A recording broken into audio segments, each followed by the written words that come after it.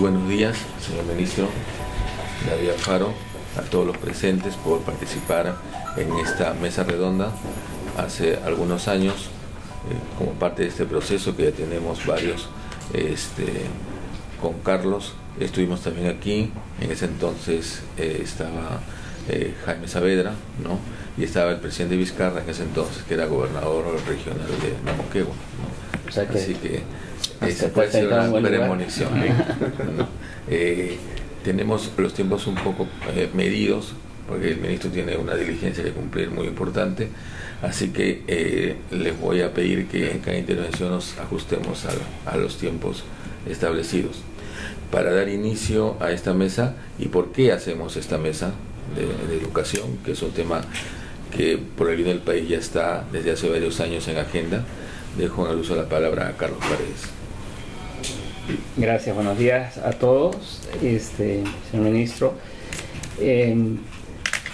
Gestión es un diario de economía y negocios, entonces vamos a centrar esto, debería también tener una óptica económica, ¿no es cierto?, para el auditorio. Y uno de los temas que nos preocupa, que es la primera ronda después de su exposición que nos gustaría tocar, es el tema de los recursos y la eficiencia con que se usan los recursos asignados a educación, ¿no? Todos estamos mirando la reforma de la educación, que requiere más recursos, pero también nos gustaría poder hablar un poco sobre cómo aumentar la eficacia y la eficiencia del uso de esos escasos recursos que tiene el sector, conocer los programas, los planes que ustedes tienen.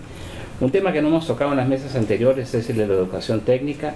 Tenemos a una de las instituciones, representantes de una de las instituciones más serias del país en eso, el SENATI, y por supuesto el tema de la educación a nivel de las provincias, de los gobiernos regionales. Tenemos la suerte de contar con el gobernador Jiménez y que nos pueda compartir con nosotros el tema del progreso que se está alcanzando en Tacna, los problemas que se encuentran en las regiones. Hay algunas oportunidades que se presentan, que son coyunturales, ¿no? Una de ellas es el tema de la migración venezolana al país. Han llegado más de 400.000 personas con calificaciones mucho más altas que el promedio de la fuerza laboral peruana.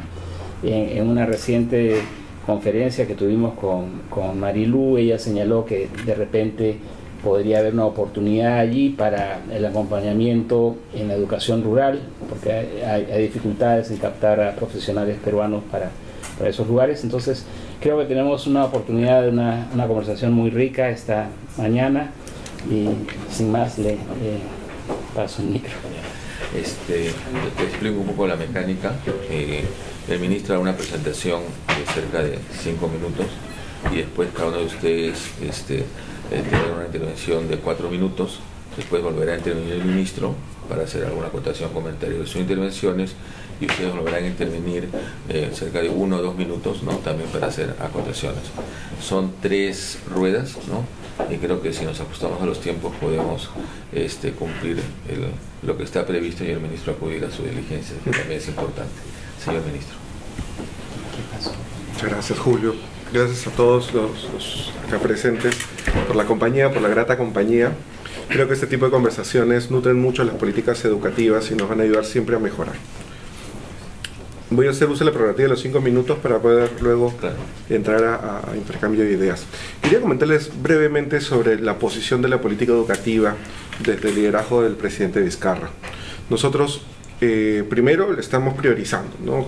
Un claro efecto de esa priorización es el incremento presupuestal que hemos tenido en el presupuesto 2019 versus el actual, ¿no? Nosotros estamos creciendo de 27.600 millones de soles a 31.600 millones, es decir, 3.000 millones más. Junto con salud somos los 2 sectores que más ha crecido tanto a nivel de masa monetaria como a nivel porcentual. Entonces creo que ese es un claro indicador de la importancia que tiene la educación y la salud en la política del gobierno. Sin embargo, los retos de cómo se gasta ese dinero también son importantes, ¿no? Y para eso la política educativa tiene que ser firme. Lo que nosotros queremos al 2021 es decirle a todos los peruanos y peruanas de que nosotros tenemos que mejorar siempre. Ese es el sentido que queremos darle a la política educativa para poder completar todos los retos que tenemos que hacer para cumplir 200 años de historia, ¿no? Y poder darnos las razones suficientes como para pensar que este país puede durar 200 años más. Para eso tenemos 4 políticas muy concretas. La primera le llamamos aprendizajes a lo largo de la vida. La idea es de ver un continuum educativo que comience en las edades más tempranas, 0, 3 años, hasta la edad adulta, y que en todo momento hay una oportunidad de mejora siempre. Es el principio con el cual tenemos que articular la formación por competencias. Cuando hablamos, por ejemplo, de la educación inicial, hablamos de una fuerte cobertura, tanto de 3 a 5 años, más del 90%. Pero cuando vamos a 0 a 3 años, ya baja a 50% de la cobertura. Entonces, ahí hay un gran reto que es multisectorial incluso, porque el reto tiene que ver con el bienestar, tanto físico como cognitivo. Entonces, la anemia, la desnutrición, son factores claves que también se tienen que tratar a esas edades más tempranas. En primaria y en secundaria hay enormes retos que van por 2 lados. El primer reto es la implementación del currículo, este currículo nacional, que además de poder lograr que los conocimientos se vuelvan de utilidad para las personas, es decir, que cuando nosotros enseñemos la comprensión lectora, no solo podamos decodificar un texto, sino también lo podamos contrastar con nuestra experiencia y poder devolver conocimiento. Cuando resolvemos problemas matemáticos, no solo es hacer operaciones matemáticas rápidas, sino es poder devolverlas a poder gestionar un presupuesto familiar o entender una tasa de crédito cuando vamos a pedir un préstamo, ¿no? Pero además de eso, creo que lo más importante en el currículo es la formación de valores. Es cómo logramos que esta ciudadanía, que ya tenía un crecimiento económico importante, ya hay que reconocerlo, ahora necesita un crecimiento ético, un crecimiento anticorrupción. Ahí es donde el currículo tiene su principal reto. Y lo importante es que no es un currículo por asignatura, es un currículo por competencias. Entonces lo que nos enfocamos son en competencias claves que a lo largo de la vida los ciudadanos y ciudadanas van a comenzar a desarrollar. De ahí es que este es el gran reto de primaria y secundaria, mejorando siempre los modelos de atención que se puedan tener, sobre todo en secundaria, donde los modelos son bastante diversos, ¿no? Que van desde una secundaria regular, una jornada escolar regular, hasta los COAS, que son los de alto rendimiento. Si las competencias se van en este continuo educativo logrando paso a paso con firmeza, entonces podemos contrarrestar este gran punto de dolor de este continuo educativo, que es que de cada 10 jóvenes, 6 no siguen ningún estudio postsecundario. ¿Cómo revertimos eso? Es el gran reto del bicentenario, es el gran reto de 200 años más. Ahora que nuestra población joven es la más grande proporcionalmente en la población, necesitamos generar motivos y razones suficientes como para motivarlos a lograr superar esta brecha, 6 de cada 10. Y luego el continuum va a seguir, tanto en sus versiones de la superior como de la básica, por ejemplo con la básica alternativa. ¿No? Hemos tenido recientemente una promoción de señoras de 65 años que se han graduado. Creo que si ellas pueden hacerlo en ese momento, creo que hacen muchas cosas posibles en este país, ¿no? Y hay que inspirarnos en esos logros. Todo eso le llamamos aprendizajes a lo largo de la vida. La evidencia internacional nos dice que el factor clave para la calidad educativa es el docente. Puede haber una infraestructura muy precaria, pero si el docente es bueno y comprometido con vocación, la calidad sube. Al revés, puede haber una infraestructura muy mala, muy deficitaria, muy moderna, pero si el docente no tiene las habilidades necesarias, entonces la calidad no es buena. Si el docente entonces es el factor clave, entonces tenemos que enfocarnos en el docente, no solo en su labor en el aula, sino como persona. A eso le llamamos desarrollo integral del docente. Sí, vamos a aumentar su salario y lo vamos a hacer gradualmente en la medida de las posibilidades de la caja fiscal. De hecho, el próximo año se está incrementando el salario de todas las escalas, las 8 escalas salariales, en 200 soles cada escala. Con lo cual, el salario promedio pasaría a 2.500 soles mensuales por un trabajo de 30 horas. Si lo comparamos con otros montos que ganan los titulados en el sector público, estamos hablando de en promedio 2.000 soles, tanto en el sector privado como en el sector público. Pero si lo comparamos con el promedio que gana el profesor en el sector privado, seguramente por más de 30 horas trabajadas, estamos duplicando el salario, ¿no? Entonces creo que son medidas que no son suficientes, de acuerdo, pero que son un gran avance, que ya no es una política de este gobierno, sino una política de Estado. porque esto ha comenzado en un piso de 1.555 y en diciembre del 2019 va a terminar en 2.200. Creo que con esos pasos firmes que se han dado durante varias gestiones en este ministerio, podemos decirle al docente que retome su confianza en las políticas educativas y que podamos resolver cualquier conflicto en el diálogo y no necesariamente en las vueltas. Pero ahí no debemos parar, debemos reforzar la formación inicial docente, la formación en servicio para verlo de manera integral y cómo le generamos trayectorias de vida que puedan motivarlo lo suficiente como para desarrollar todo el potencial de su vocación. Desarrollo integral docente es la segunda política. La tercera es infraestructura física. Creo que ahí podemos conversar un poco más de todas las estrategias que hay para eso, pero la brecha es grande y tenemos que ser muy eficientes en poder reducirla. 100.000 millones de soles de brecha a 2.500 millones de soles gastados anualmente nos da 40 años de cierre de brecha. No podemos esperar tanto. Es más, para cuando lo cerremos seguro vamos a tener una brecha del mismo tamaño porque los colegios duran 40 años. Entonces tenemos que lograr estrategias más eficientes para poder generar modelos sistémicos que permitan una reproducción con expedientes técnicos armados para que sea más rápido el cierre de esta brecha y todos los sistemas tecnológicos que están ahora a disposición para acelerar ello y por supuesto el compromiso de los gobiernos regionales y locales que son los principales aliados en esta materia ya que ellos tienen experiencia en territorio y capacidad de ejecución. Entonces con ellos creo que podemos hacer, como ya se ha venido haciendo, felizmente tenemos acá el caso de Tacna que tiene una apuesta decidida por la construcción en educación, creo que podemos juntos cerrar esta brecha. Y el cuarto y último punto, que nos parece no por estar el último menos importante, de hecho puede ser el más importante ahora, le llamamos que si bien hay una infraestructura física cuyo 75% está en riesgo, hay otro tipo de infraestructura que nos preocupa y esa le llamamos infraestructura emocional. Cómo cambiar las relaciones entre las personas para que sea a través de una cultura de paz y no a través de la violencia. En los colegios se ve violencia entre pares, se ve violencia entre adultos a menores, incluso se ve casos de violación sexual. Y ahí tenemos que hacer paso firme, no solo contra la violencia, sino también contra la corrupción. En este sentido nosotros hemos publicado unos lineamientos, llamamos lineamientos para poder prevenir, promover todos los actos de violencia contra niñas, niños y adolescentes, que tienen protocolos de atención muy claros para actuar de forma preventiva, promotora, junto con el Centro de Emergencia Mujer, Defensoría del Pueblo, Comisaría, Padres de Familia, porque el tema de sanar en la violencia es un tema de tarea de todos debemos aportar a ese fin. Y eso es lo que consiguen los lineamientos. Hemos capacitado a 13.000 directores para poder comenzar a implementar estas mejoras en la convivencia escolar dentro de cada institución educativa, pero también hemos contratado psicólogos para todas las UGELs, de tal manera que a través de la especialización podamos también afrontar este tema.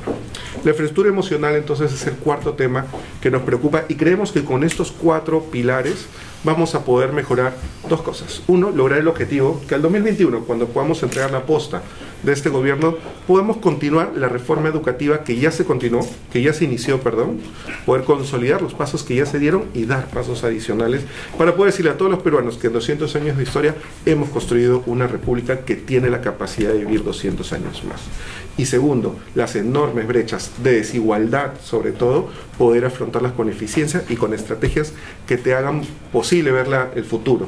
Con eso quiere decir que los proyectos del Bicentenario deben ser proyectos basados en estrategias que reduzcan la desigualdad en este país y que todos podamos apropiarnos de esas estrategias para crecer juntos como una gran comunidad en una gran convivencia. Gracias. Gracias, ministro. Muchas gracias. Se les ha alcanzado a cada uno las 3 rondas, ¿no? La primera trata sobre que algo lo ha mencionado el ministro y también al inicio Carlos sobre el tema económico, el tema de la infraestructura, ¿no? En la segunda ronda trataremos 2 temas también muy importantes, el tema universitario y el tema de los institutos técnicos, que tenemos a Senati como ejemplo aquí presente en esta mesa, y por último, viendo un poco a futuro lo que va a ocurrir a partir del 2019 con la elección de los nuevos gobiernos regionales y también lo que representa la migración venezolana que ha estado también en la agenda mediática. Vamos a dejar primero en uso la palabra a Omar Jiménez, tiene 5 minutos, ¿no? Para que pueda hablar sobre el primer tema, ¿no? Sobre el tema económico, ¿no? Los sueldos, ¿no? El ministro ya ha ratificado el anuncio que hiciera semanas atrás, ¿no? Lo que el incremento para el presupuesto del próximo año, que es del 11%, y el tema de la infraestructura. Omar Jiménez. Gracias, por favor. Bueno, antes que nada, buenos días con todos y todas. Un agradecimiento por la invitación para participar en esta mesa, señor ministro. Para comentar, el tema de educación es el pilar fundamental en el desarrollo de la población o de las poblaciones locales, regionales, nacionales. Dentro del Instituto Peruano de Economía, educación es un pilar fundamental y no va solo, va aunado con salud. Salud y educación es un binomio indisoluble, pero no está desligado de todo el bosque gubernamental, es solamente un árbol, pero que tiene que estar integrado a este bosque. Y tenemos que trabajar en la formación del ciudadano desde su salud para poder incorporar al tema del conocimiento. En ese sentido, acabo de escuchar lo que ha manifestado, y sí es cierto, la estructura educativa es toda una estructura que debe gestionarse. Y para gestionar la estructura educativa tenemos que trabajar tres elementos fundamentales. Uno de ellos es la infraestructura. Dos, es el equipamiento que debe tener esta infraestructura. Pero el elemento más importante es el capital humano. Y ese capital humano debe estar adecuadamente calificado y deberíamos tener a nosotros lo mejor que existe en nuestro país para poder entregar a nuestros niños para que estos sean formados por estos maestros y que tengan pues unos sueldos adecuados en respuesta a las capacidades, a las funciones, y tiene que ser medible, porque no solamente es el hecho de tener grandes capacidades para ser formador, sino que tenemos que tener los indicadores suficientes que nos van a dar la medida y el indicador a seguir. En ello hemos escuchado bastante del qué vamos a hacer, vamos a desarrollar, vamos a hacer muchas cosas. Pero yo conversaba con mi directora de Educación y muchas veces con la señora exministra de Educación. El tema es del cómo hacerlo. Y en eso quisiera comentarles un poquito en cómo hemos manejado nosotros el tema presupuestal en la región. Nosotros tenemos asignado un presupuesto y hemos declarado como política regional una apuesta por el binomio indisoluble que es salud y educación. En tal sentido, el presupuesto de la región, el 70% está encaminado a el manejo de salud y educación. El año pasado fue 42%, o este año, perdón, 42%, y para el próximo año tenemos 35%. Ahora, del presupuesto que hemos tenido, hemos trabajado la parte de infraestructura y algunos pilotos. Y con un fideicomiso que tuvimos con Sauder Perú, participando en la triple hélice, del sector público, privado y sociedad civil, incluyendo la academia, hemos tenido un fideicomiso de 90 millones, de los cuales el 35% fue en apuesta por la educación, pero por la intangibilidad de la educación. ¿Qué sucede? Que dentro del capital humano que tenemos, no solamente hay que construir, sino que hay que hacer un gasto inteligente, que vaya dirigido específicamente a cubrir las necesidades que tenemos. En la zona rural, lo que hemos podido encontrar es que tenemos colegios. He encontrado un colegio en un lugar que se llama Higuerani, que está un colegio, un profesor y un alumno. Tengo lugares donde hay un colegio, 5 alumnos, un director y un profesor. Nosotros hemos cogido y hemos hecho gestión del territorio. Y en esta gestión del territorio podemos identificar las necesidades en todos los sectores y no escapa el tema educativo. La población quiere que le hagan un colegio al costado de su casa, quiere que le hagan, esté enfermo y quiere que le hagan un hospital al costado de su casa. Ni la construcción de colegios da mejor educación, ni la construcción de hospitales mejora la salud. Eso en definitiva. Entonces el gasto tiene que estar orientado a una adecuada gestión de territorio. Y en esa gestión de territorio nosotros vamos a poder encontrar el desarrollo de infraestructuras, equipamientos y capacidades que nos vayan a dar resultados. Y uno de los resultados es la prueba censal. Tacna, los 4 años en forma consecutiva, resultado primero en educación, 75% en comprensión lectora, 65% en lógica matemática, que son pequeños, hay que mejorarlos. Y ahora no es para decir que sea la mejor, sino que le den una mirada de lo que se está haciendo para poder hacer una tesis y poder ser replicada en las diferentes regiones. Y para ello nosotros estamos proponiendo, señor ministro, y espero este espacio para que sea tomado en cuenta porque lo voy proponiendo en varias oportunidades. Nosotros tenemos por decreto legislativo la creación de los consejos regionales de inversiones en salud. Esto no solamente es infraestructura, sino que delimita las funciones que debe tener cada uno de los sectores. En el caso del Ministerio de Desarrollo e Inclusión Social, Ministerio de Educación, Ministerio de Salud, que muchas veces repiten el mismo esquema, y lo hace el ministerio, lo hace la región y lo hace el municipio. Entonces hay que delimitar bien las funciones para que el gasto sea efectivo. Esto queremos realizarlo en educación, y para ello nosotros hemos emitido una resolución ejecutiva regional creando el CRIGE, que es el Consejo Regional de Inversiones en Gestión Educativa, no solamente en infraestructura, sino en equipamiento y formación del capital humano. ¿Qué hemos hecho?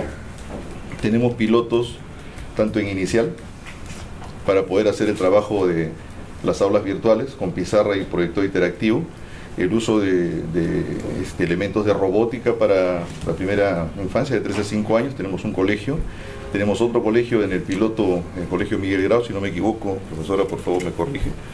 En el Colegio Miguel Grau tenemos los proyectores interactivos donde el chico recibe todo el contenido curricular en un disco duro y trabaja con su tablet. Entonces este chiquito lleva su tablet, lleva su lonchera, y no tengo que estar transportando la cantidad de libros que a veces no llegan ni se entregan para poder desarrollar el trabajo. Aparte de ello, con el fondo de Sauder, hemos hecho un diplomado a la medida, porque cuando asumí, todas las universidades me venían a ofrecer maestrías y doctorados. No acepté ninguna, pero sí les pedí un diplomado. Un diplomado porque el director que postula puede ser un gran profesor de matemáticas, pero el señor llega a la dirección y no sabe manejar presupuestos, no sabe manejar recursos humanos, no sabe qué cosa es una contabilidad o economía de gestión. Entonces le hemos pedido habilidades gerenciales, economía de gestión, contabilidad de gestión, manejo de recursos humanos, y que termine acreditándome su colegio, que aprenda a acreditar su colegio. Eso me lo hizo ESAN. Hoy día todos los directores de Tacna no son solamente licenciados en educación, son gestores educativos con este diplomado. Tiene que convertirse en el líder que pueda hacer el efecto multiplicador con los demás alumnos y convocar a la trilogía del éxito, que es padres de familia, maestros y el producto que es el alumno, y transmitirles a ellos y que tengan el conocimiento de que el cemento, el ladrillo y el fierro no solamente es el cimiento, debe parar ese cimiento de cemento y convertirse en un cimiento de conocimiento para poder darle al muchacho la estructura fuerte de formación ciudadana, que a más educación él va a ser menos pobre. Bueno, muchas gracias por sujetarse al tiempo. El señor Jorge Chávez, por favor. Muchas gracias, señor ministro. Buenos días con todos y todas. Bueno, contarles un poco, tal vez, en principio, el tema de la incorporación de las tecnologías de información, comunicación en la formación.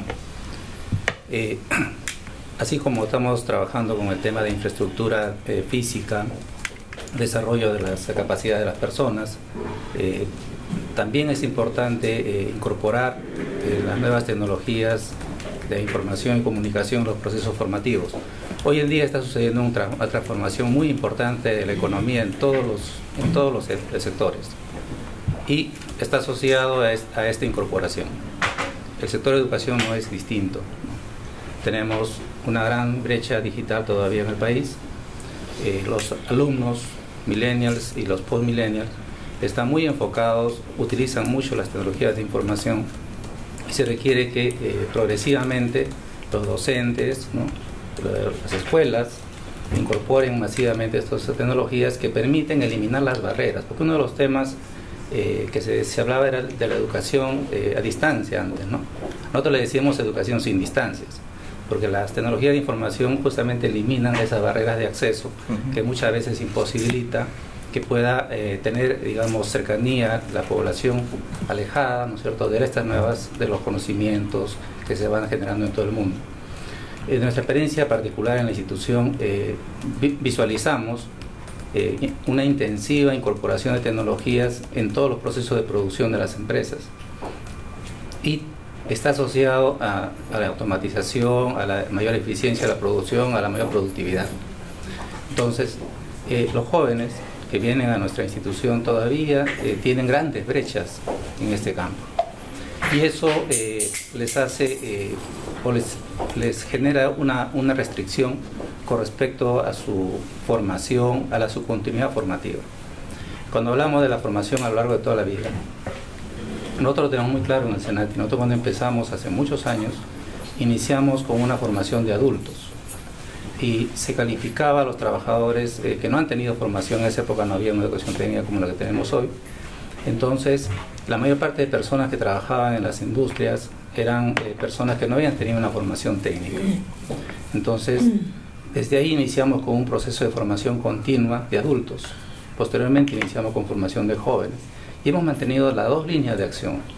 La formación inicial para aquellos que van a incorporarse al mundo del trabajo y la formación continua para aquellos que ya están trabajando y requieren fortalecer sus competencias. ¿Dónde encontramos las brechas? Una de las brechas principales es el acceso a la educación a través de las tecnologías de información. Otro tema vinculado a ello también tiene que ver con el docente. Se mencionó, y es perfectamente cierto, que en gran medida el éxito de la formación, la calidad de la formación depende del docente. Y ahí, cuando hablamos de educación moderna, educación actual, necesitamos potenciar al máximo las capacidades de los docentes para utilizar todas estas herramientas que ya existen. Los jóvenes de alguna manera ya lo traen, porque ellos están cada vez más cerca de la tecnología, la aceptan, la disfrutan, la usan, ¿no? Hay que enseñarles o formarlos en usarlos mejor, en usarlas para aprender, para fortalecer sus aprendizajes. Esta es un poco la experiencia que hemos tenido en la institución.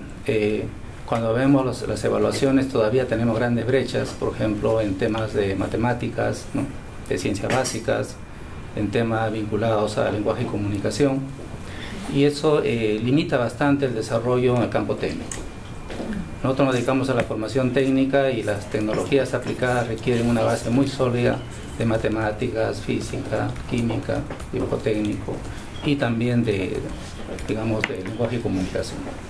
Entonces ahí trabajamos fuertemente en los primeros semestres para poder nivelar esta parte, ¿no?, de su formación, que más adelante, si no se desarrolla adecuadamente, más adelante le impiden, digamos, seguir aprendiendo y desarrollándose a lo largo de toda la vida. Otra barrera que tenemos y que se ve que es un problema ya cada vez mayor es el tema del idioma. Tanto, digamos, en el interior del país, por los idiomas locales, no nativos, pero también con el inglés. Ahí hemos identificado una gran oportunidad para todos. Hay muchas restricciones en la mayor parte de los peruanos de no poder acceder, digamos, a informaciones actualizadas, a tecnologías actualizadas, por el poco dominio del idioma inglés. Cada vez más, si queremos unirnos o articularnos con el resto del mundo, necesitamos reforzar más esta competencia del idioma inglés. Nosotros ya lo hacemos en la educación técnica, pero sigue siendo un poco tarde. Es decir, eso se debe desarrollar en forma más temprana, ¿no?, en los jóvenes. Eso les abre muchas oportunidades de conectarse con el mundo, de seguir aprendiendo, de desarrollarse personalmente y socialmente. Por otro lado, también es importante, se mencionó el tema de los valores. Efectivamente, tenemos todavía una gran oportunidad como país de reforzar, ¿no?, de generar, de hacer que las personas, digamos, adopten valores éticos. Es muy importante para el desarrollo de una sociedad tener un comportamiento ético impecable, ¿no? Hace mucha falta reforzar esto en los jóvenes, y creo que el mejor ejemplo debe partir de los propios docentes, los propios directivos de las instituciones, ¿no?, que vienen a ser modelos que van a influir fuertemente en la educación de los jóvenes. Bien, con respecto a las evaluaciones, hemos trabajado también muchas evaluaciones con los docentes y hemos incorporado muchos indicadores de desempeño, monitoreo constante durante el proceso formativo, que permite ir reforzando las competencias de los docentes, acompañándolos en su desarrollo para que a su vez mejore la calidad educativa. Entonces más adelante les podemos profundizar esto, pero creemos que es clave el fortalecimiento de las capacidades docentes. Gracias. Gracias a Jorge Chávez. En el uso de la palabra la ministra Marilu Martins. Bueno, buenos días con todos.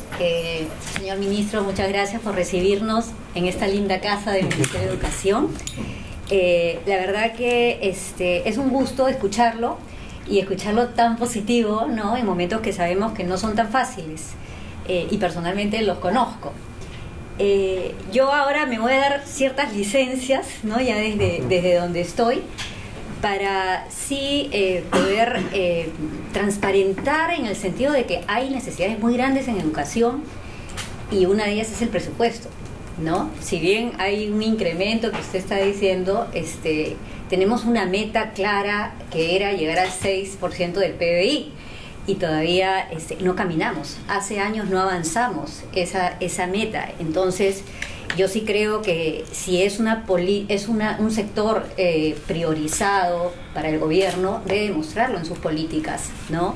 Y el incremento en la proporción del PBI debería de verse. Sabemos que educación es un sector muy grande, y que la mayor parte del presupuesto de educación se va en los salarios de nuestros docentes. Entonces, con las brechas tan grandes que tenemos, yo creo que debería de haber una mejor disposición del gobierno en el tema presupuestal, ¿no? Porque no es suficiente. Sabemos que no es suficiente para lo que tenemos que cerrar en el país. Tenemos una inmensidad de servicios educativos, ¿no? Cerca de 110.000 servicios educativos, que hoy día no tenemos claridad de cuántos docentes hay. Acá el gobernador nos ha dicho que ha encontrado una escuela con un alumno, un director. Entonces tenemos que ser, sí, es verdad, más eficientes y ordenados en el gasto. Pero sabemos que la capacidad también que tenemos desde el gobierno central no es suficiente. Para eso, el tema de la descentralización, yo creo que ya es hora de dar ese paso adicional. Si bien somos el sector, educación es el sector que más ha avanzado en descentralización, tenemos creo que cerca de 270, 264 entidades desplazadas por todo el territorio entre direcciones regionales y unidades de gestión educativas locales. No es suficiente. Hay que hacer un reordenamiento, y sabemos que este reordenamiento que ya está siendo implementado y que es muy importante, va a llevar unos 2 años más, ¿no?, en poder saber realmente cuántas instituciones educativas necesita el país, y a partir de esto que las regiones puedan implementar ya políticas regionales para la mejora de la calidad educativa. Pero también necesitamos activar otra cosa, y es la colaboración del sector público con el sector privado. Ejemplo de ello es justamente la implementación de este reordenamiento de instituciones educativas que nos van a llevar que va a llevar al sector público a un trabajo de 2 años, y yo creo que con la colaboración del sector privado eso se puede reducir, como es lo de la brecha educativa, ¿no? 100.000 millones de brecha educativa en infraestructura y equipamiento, a 2.500 millones anuales que asigna el sector, no sé cuándo. Y como ustedes dicen, 40 años, otra vez hay que cambiar todo. Entonces, realmente hay que ver de activar y tener una mayor celeridad en el tema de obras por impuestos, asociaciones públicas privadas, que creo que por ahí todavía no están saliendo como deberían salir. Y en fin, colaboración de los sectores son muy importantes. También creo, ministro, que como usted, que el actor clave para la mejora de los aprendizajes en el sistema educativo es el docente.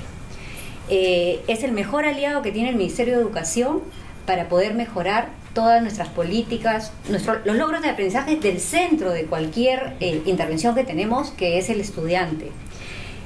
Por lo que también creo que deberíamos como país empezar a mirar otra vez la carrera de los docentes y ver cómo mejorar esa carrera, ¿no?, cómo fortalecerlos y además cómo hacerla atractiva.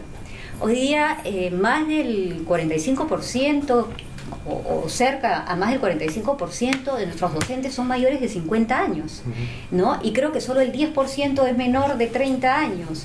Entonces no es una carrera a la que está yendo la juventud, no es una carrera atractiva, y los que están yendo, digamos que no son los mejores que salen de la secundaria.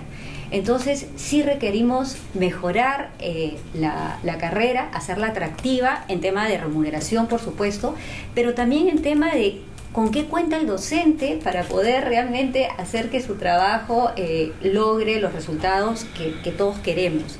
Y eso hay que trabajar, ¿no? Infraestructura, equipamiento, una carrera clara de mejora profesional, bueno, y todo lo que nosotros sabemos que puede hacer atractivo la profesión. Me da mucho gusto escuchar que se van a priorizar el tema de valores en la formación de nuestros estudiantes. Si bien creo que los valores, enseñar valores es tarea de todos, es responsabilidad de todos, es muy importante que estos se enseñen en la escuela, porque lamentablemente nuestros niños, nuestras niñas, nuestros jóvenes vienen de hogares, de familias que no necesariamente saben cuáles son los correctos valores éticos, ¿no? Entonces, en nuestra propuesta, en la propuesta curricular del país, tenemos los enfoques, y esos enfoques vienen con sus propios valores. Pero personalmente, ministro, yo creo que hay que sacar esos valores, los enfoques, y priorizarlos, porque estamos enfermos como país y sí requerimos realmente de fortalecer eso. Y otra cosa que yo creo que como sector rector en educación debe de hacer es fortalecer esa rectoría, ¿no? Y que no venga un poder judicial o un poder, el Congreso, a tomar funciones que no le corresponden, ¿no? Entonces, esa es otra cosa que creo que debe haber la claridad del fortalecimiento de las competencias de la Rectoría del Ministerio de Educación. Y por último, una sugerencia a nuestra viceministra es el tema de un enfoque de vida saludable para combatir la anemia, para combatir la desnutrición crónica u otros aspectos que afectan a la vida saludable de nuestras niñas, nuestros niños y nuestros jóvenes. Muchas gracias. Sorry. Gracias no, por estuvo muy meterte con respetuosa obesidad. Marilu, porque no se metió con la obesidad. No. Gracias, Marilu Martínez. Y para cerrar esta ronda, antes de dar la palabra al ministro para comentar las sugerencias y acotaciones de esta primera ronda, Edith Anagua, del Gobierno Regional de Tacna. Por favor. Muchas gracias por la invitación, señor ministro, Marilu, distinguida mesa, que el día de hoy está aquí presente. Hablar sobre los lineamientos de política nacional y los que ha indicado el ministro son muy pertinentes en esta época. Hablar de aprendizajes a lo largo de la vida es muy apropiado, especialmente cuando se le da importancia a la primera infancia, cuando también se está dando importancia a un grupo un poquito rezagados que están en la educación básica alternativa, ¿no? Hablar también de la educación superior no universitaria, ¿no? Que han sido puntos un poquito no atendidos, pero que sí se requieren. Entonces, esta idea de la educación a lo largo de la vida en estos momentos es muy apropiado, especialmente cuando tenemos este bono demográfico, ¿no? En ese sentido, pues a nivel de Dirección Regional de Educación y los alineamientos que nosotros tenemos como gobierno regional, pues justamente apuestan por este hecho, ¿no? Trabajar con la primera infancia es básico, cuidar los estados de salud, los estados de nutrición que garanticen una educabilidad es muy apropiado. Los índices de anemia, de desnutrición deben ser prioritarios y deben de atenderse desde educación. Si bien es cierto, tenemos la parte de salud que va dándonos los indicadores y van contribuyendo en esto es muy relevante porque garantiza justamente un estado de salud coherente para los aprendizajes. Entonces, de allí que nosotros en Tacna hablamos siempre del binomio indisoluble salud y educación. Y comenzar desde los más chiquititos para garantizar una sociedad próspera, ¿no? En ese sentido, apostamos por ese hecho, ¿no? Ahora, estamos trabajando en aprendizajes, un currículum nacional que está muy abocado al logro de las competencias. Y en la región de Tacna justamente eso es lo que medimos, es por eso que tenemos evaluaciones regionales que van dando resultados del proceso, que es lo más significativo, para poder tener las evaluaciones formativas que garanticen, al término de un ciclo, pues que se haya cumplido con los estándares de aprendizaje pertinentes. Indicadores que siempre deben estar presentes para garantizar la calidad educativa, ¿no? En ese sentido también trabajamos con la parte de la educación superior no universitaria, dándole la fuerza al tecnológico. Ahora estamos trabajando con el tecnológico de excelencia, el tecnológico Vigil. Estamos pensando en trabajar un sistema dual en donde nuestros estudiantes pues puedan estar al mismo tiempo incorporando las tecnologías del momento, que es lo que se quiere, y capacitándose en eso directamente, y también haciéndose mucho más competentes, pero también teniendo los ingresos que corresponden para que ellos puedan gestionar más tarde también sus propias empresas, ¿no? Trabajamos en la parte de docentes en la formación en servicio. Como muy bien decía el gobernador, necesitamos a directores gestores, pero directores que también tomen la batuta de la formación en servicio de su propia institución educativa.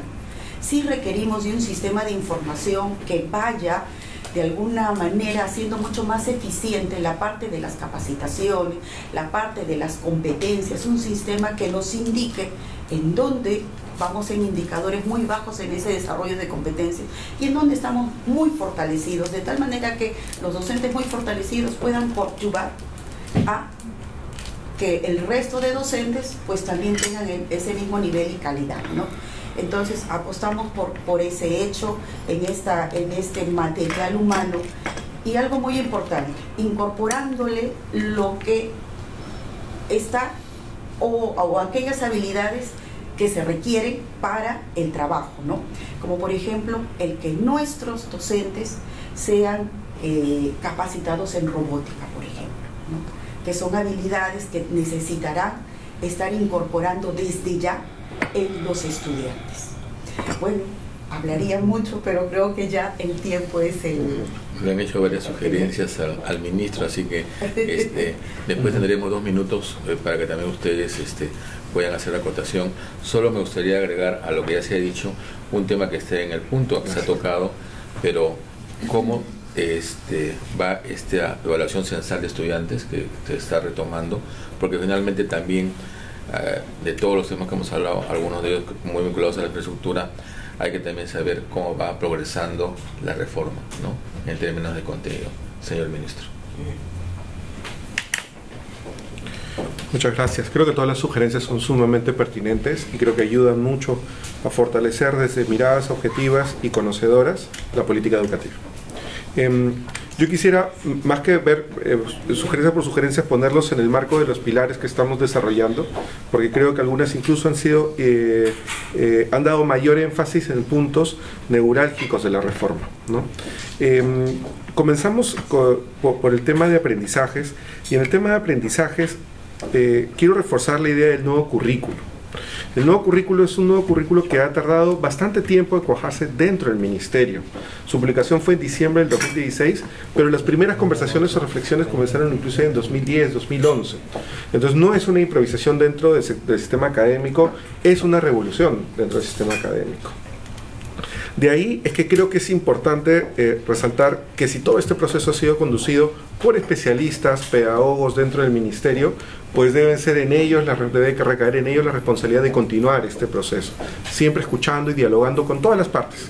Pero finalmente el ente rector encargado de llevar adelante este currículo es el ministerio. Por eso refuerzo algo que la exministra nos plantea, que es la rectoría del ministerio. Y eso es importante dejarlo en claro. No solo en los temas de igualdad de género, que son los temas que más polémica han despertado, ¿no? Sino en todas las innovaciones que cuando se vaya implementando este currículo se tengan que dar. Porque el currículo de su implementación va a tener mucha retroalimentación. Y ahí el ministerio tiene que tener la libertad y la tranquilidad de poder hacer todos los ajustes necesarios.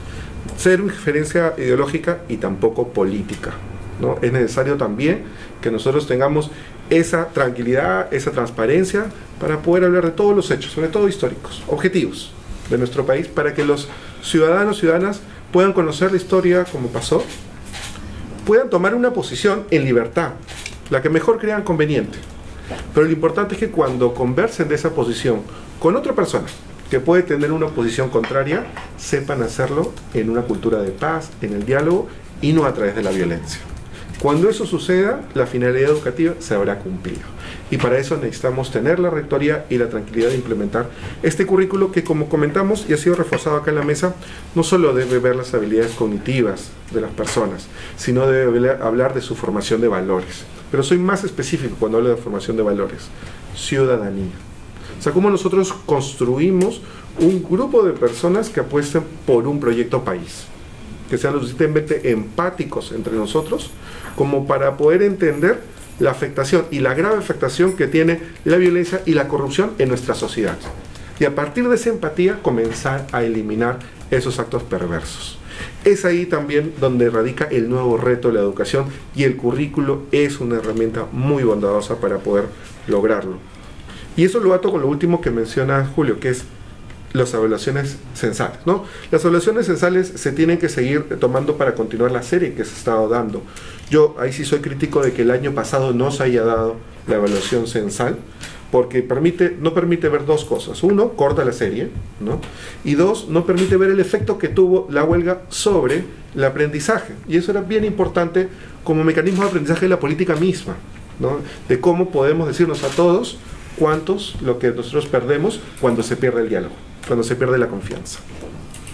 Pero bueno, lo vamos a retomar este año. Seguro este año veremos pues el efecto, ¿no?, de lo que pasó, y a partir de eso seguiremos. Pero de acá en adelante la evaluación también tiene que reflexionarse, ¿no? Una evaluación censal de todos los años a nivel censal obviamente es oneroso, ¿no? Y siempre hay estos costos, ¿no?, que en economía es los famosos trade-offs, ¿no? Si nosotros hacemos censalmente, entonces tenemos siempre pocos ítems por evaluar, porque así nos alcanza para poder hacerlo censal. Si lo hicieras muestral, tuvieras más ítems por evaluar, pero no llegarías al resultado por persona. Ese, digamos, toma y daca, tenemos que comenzar a evaluar, ¿no?, en qué medida en el futuro comenzamos a poder tener más muestrales que nos permitan gestionar mejor la política a través de más información, desde otras aristas que puedan incluir también la formación de valores en ciudadanía, para poder seguir enriqueciendo la política. Y por supuesto, estar alineado siempre a todas las evaluaciones internacionales, tanto en América Latina como a nivel global, como en la OECD y las pruebas PISA. Creemos que ahí siempre tenemos que estar presentes, porque no nos escapamos de la evaluación de la cooperación internacional. Es necesario para seguir evaluando nuestros aprendizajes. Otro tema importante en aprendizajes, y acá también quiero, no lo dije específicamente en el discurso inicial, porque parece que en casa de herrero cuchillo de palo, la tecnológica, ¿no? La tecnología es un tema que a mí me mueve mucho.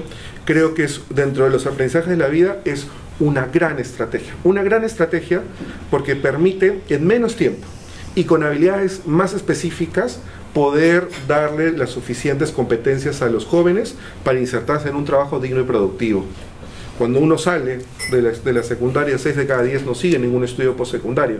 Es de repente difícil que puedan continuar en la universidad porque es una carrera de 5 años, longeva, ¿no? Y de repente con competencias que están más ligadas a la investigación, a la reflexión sobre la universalización del conocimiento. En cambio, la tecnológica, y acá tenemos uno de los centros educativos más importantes y con más trayectoria en el país como CENATI, demuestra claramente cómo en un año nosotros tenemos un título de auxiliar técnico, 2 años técnico, 3 años profesional técnico, y en cada uno de esos espacios se enseña una competencia específica, que es demandada por un sector productivo del país, que necesita el sector productivo del país. Entonces, si nosotros comenzamos en ese espacio a formar competencias específicas, en este país se podrá ver en el largo plazo que las políticas de diversificación productiva, ¿no?, de mejoramiento de la competitividad van a ser reales, pero tenemos que reforzar justamente esos espacios, y la tecnológica es muy bondadosa. De ahí que incluso más allá de los institutos superiores tecnológicos, también estamos en este gobierno viendo los centros de educación técnico-productiva. Uno de los proyectos que hemos priorizado dentro de la delegación de facultades ha sido modificaciones a la Ley General de Educación, para lograr que los centros de educación técnico-productiva puedan alinearse a las currículas de los institutos, de tal manera que alguien de un CEDPRO pueda poder convalidar estudios en un instituto y seguir este continuum educativo, ¿no? Y con eso integramos a estas 1.800 instituciones de CEDPROS que, integradas a los institutos, que son 834, podrían tener una oferta mucho más amplia. Pero no solo de cantidad que va a vivir esto, sino de calidad.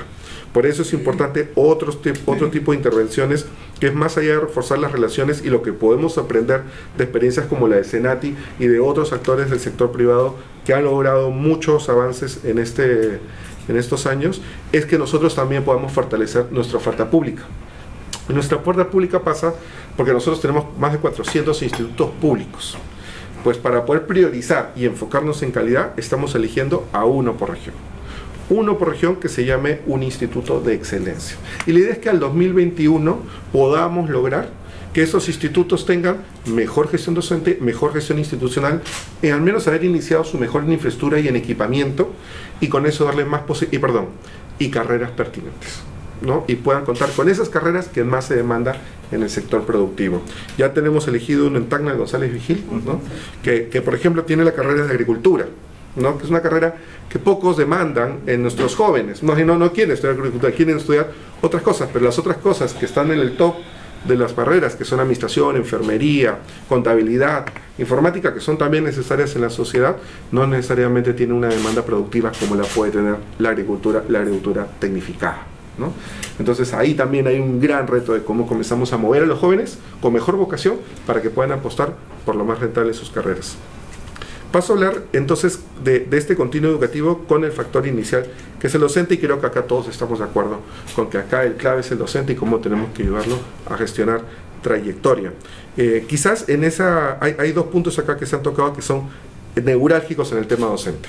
Uno es la racionalización, ¿no? Lo ha comentado nuestro gobernador, que lo ve en el campo, ¿no? Con ejemplos específicos: un docente, un alumno en un lugar muy alejado, un docente, un director con 5 alumnos. No es un caso aislado, es casos que de repente en la ruralidad, la última milla, siempre vamos a ver que surgen, pero a veces también lo vemos en un hacinamiento de docentes en centros urbanos, y eso es racionalización, ¿no? La ex-ministra también nos puso el énfasis en este punto, porque algo que tenemos que hacer, que es una reforma más estructural, es mejorar nuestros sistemas al interior del ministerio, para poder así, en un punto muy específico, conectar nuestro sistema de plazas, que se llama el Nexus, con el sistema de pago de planillas que se llama el SUB, ¿no? Si nosotros podríamos conectar el Nexus con el SUB y poder ver todos esos cargos que se contratan por una necesidad territorial, pero que en el territorio no pueden ver el macro de cómo se distribuyen todas estas plazas, ¿no? Podríamos comenzar con la reforma dentro de la mejor racionalización docente, ¿no? Y así poder ver dónde está el docente, cuál es el mejor docente y dónde debe ir, porque eso debe estar acompañado de un sistema de incentivos que permite llevar al mejor docente donde más se lo necesite.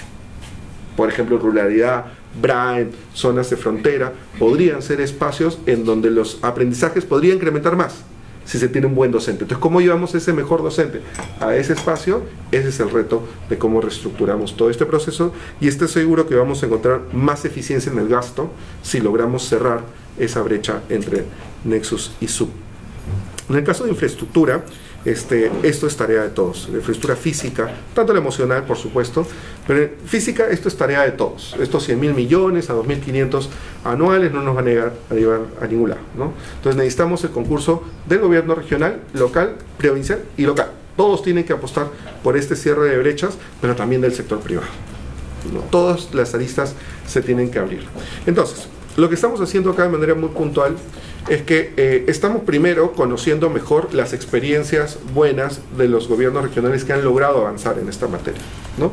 Entonces, eso ha sido una reunión que hemos tenido, que ha sido una muy buena reunión con directores regionales de educación de todo el país. Estuvo acompañado también nuestra directora regional de Tacna, y en donde lo que a mí me pareció muy enriquecedor de esta reunión es que nos organizamos de tal modo que después de una conversación se organizaron las direcciones regionales y nos trasladaron muy puntualmente cuáles son las mejoras que nosotros tenemos que implementar, ¿no?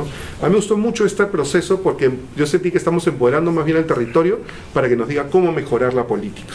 Y nosotros tomamos nota de todas esas mejoras y las hacemos parte de todos nuestros tableros de control. Entonces ahí creo que hay una conexión mejor para que a partir de esta experiencia podamos mejorar la gestión.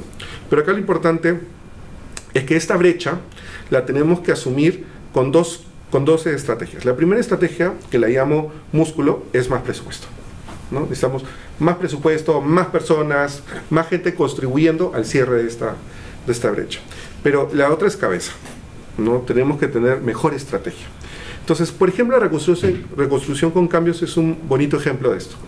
Lo que hemos hecho, ya salió hace poco una resolución ministerial ya publicada, es un modelo para la reconstrucción. Es decir, hemos generado un expediente técnico tipo, que va a cambiar parcialmente, porque a veces no es una afectación total, ¿no? O totalmente si es necesario, las escuelas, pero ya con un expediente determinado, ¿no? De tal manera que esa primera fase, que es la preinversión, la podamos ahorrar, tanto en tiempo como en dinero, porque ahí ya no hay que gastar más en expediente técnico, y también no nos vamos a la discrecionalidad de los arquitectos y los ingenieros que en su mejor de conocimientos tratan de gestionar un colegio, pero que cada uno también tiene sus particularidades, entonces dispersa la atención en la construcción, ¿no? Entonces, al poder hacer este expediente técnico, vamos a avanzar con un método que se llama concurso-oferta. Es decir, ya con el expediente armado, con un buen estudio de suelos, viene la oferta de la construcción. Y eso nos va a permitir poder gestionar 923 infraestructuras educativas, que es el déficit que hay en el lapso desde el día de hoy hasta marzo del 2020. Es decir, que en marzo del 2020 podamos cerrar la brecha de reconstrucción con cambios.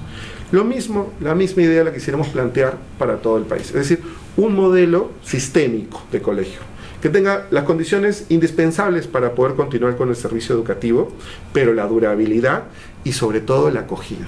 Queremos un modelo de colegio que sea acogedor, ¿no? Muchas veces pensamos que porque hacemos las secundarias tienen que ser duras y frías, ¿no? Cuando también podrían compartir lo acogedor de un centro de educación inicial. Entonces queremos hacer un modelo que cumpla con todas esas variables para que en la aplicabilidad podamos reducir más rápidamente la brecha. Finalmente, y ahí también hay dos tareas que todavía hay que profundizar, que es obras por impuesto y asociaciones públicas privadas, ¿no? Ambas carteras ahorita están alrededor de 1.300 millones de soles cada una, ¿no? En el caso de obras por impuestos hay un techo fiscal que nos permite priorizar 29 de esos 65 proyectos.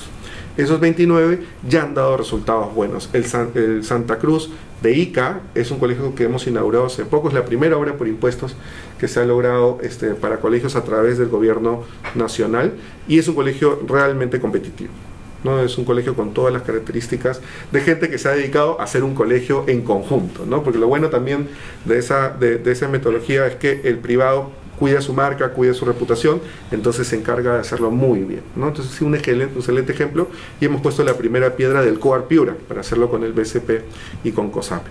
Entonces ahí creo que hay una muestra clara de cómo poder avanzar bien y eficientemente. Y por la parte de APP, ahí sí tenemos que revisar, porque concuerdo también con la exministra Marilú, que efectivamente es un proceso largo, ¿no? Va a demorar todavía hasta el 2022 el cierre de estos 8 IPCs que estamos gestionando, y creo que ahí, sobre la base de esta experiencia, podamos hacer un modelo de APP mucho más eficiente. Pero en cualquier de los casos, lo que sí quiero dejar claro es que no se afecta la gratuidad y universalización de la educación básica. Esto es un apoyo que tenemos de un actor de la sociedad importante para cerrar esta enorme brecha, pero no para privatizar la escuela pública. Se mantiene gratuita y universal, y eso es importante tenerlo bien en claro.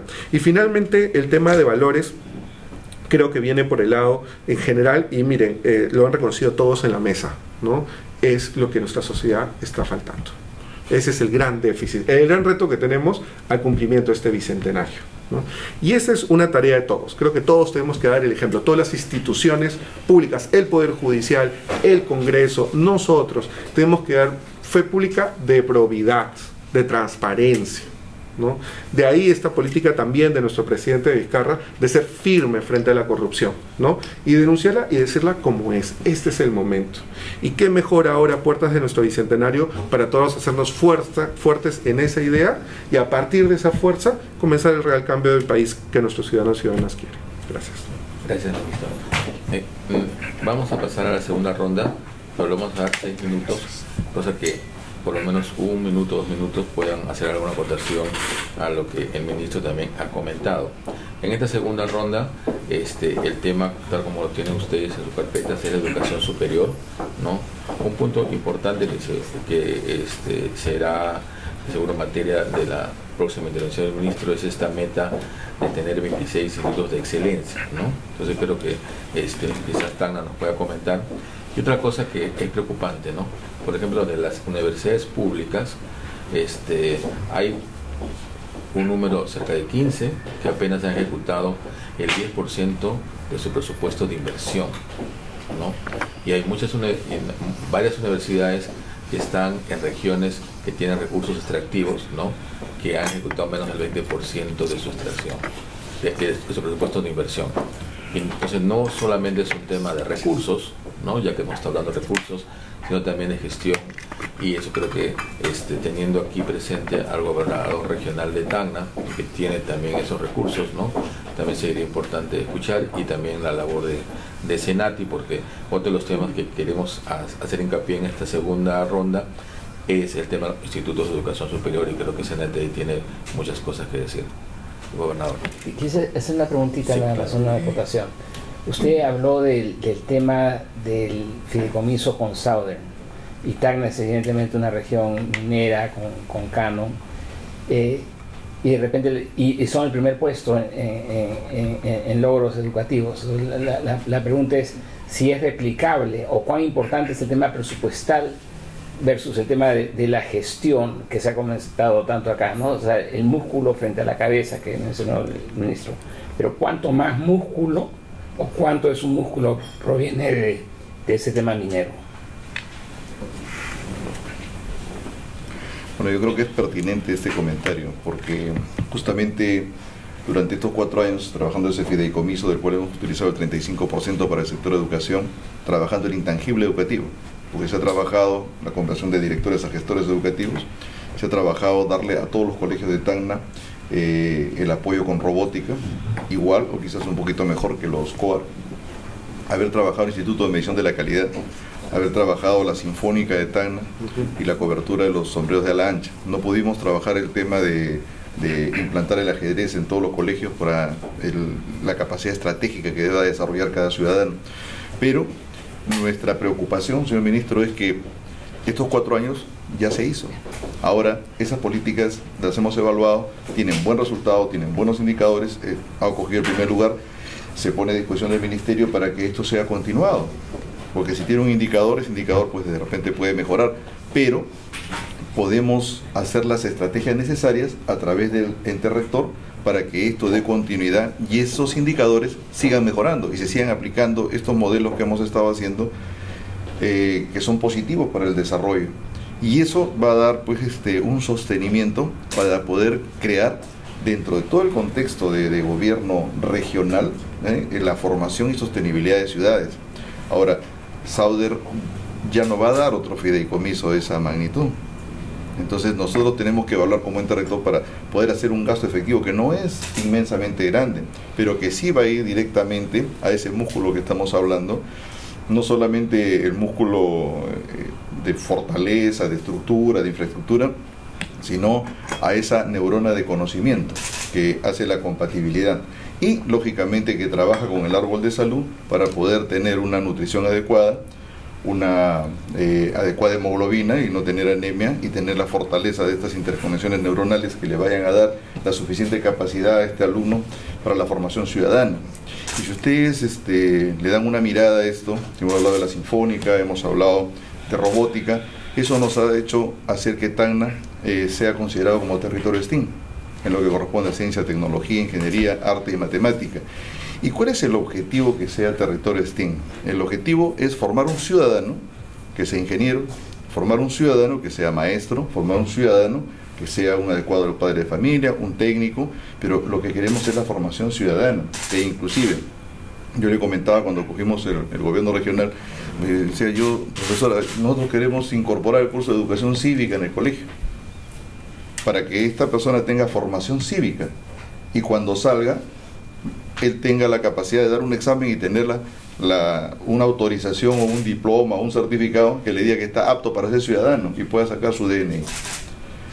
En otras partes del mundo, para poder optar la ciudadanía, tengo que demostrar que soy ciudadano. Conozco el pasado, conozco la historia, sé el tema de valores y puedo optar por ser ciudadano. Entonces, todo este contexto nos lleva a hacer trabajos descentralizados. En cierta manera y en parte estoy de acuerdo con el tema de modelos, pero más estoy de acuerdo en la gestión territorial. O sea, ¿qué necesita este territorio? ¿Qué ha pasado? El Ministerio de Educación ha entregado, se le ha entregado a las regiones 404 millones de soles para fortalecer el tema. Sin embargo, a Tacna le tocó 500.000 soles. Oye, pero ¿por qué le toca a Tacna? Es que Tacna tiene buenos indicadores, pero lo que tenemos que hacer es cerrar esas pequeñas brechas para llevarlas al 100%.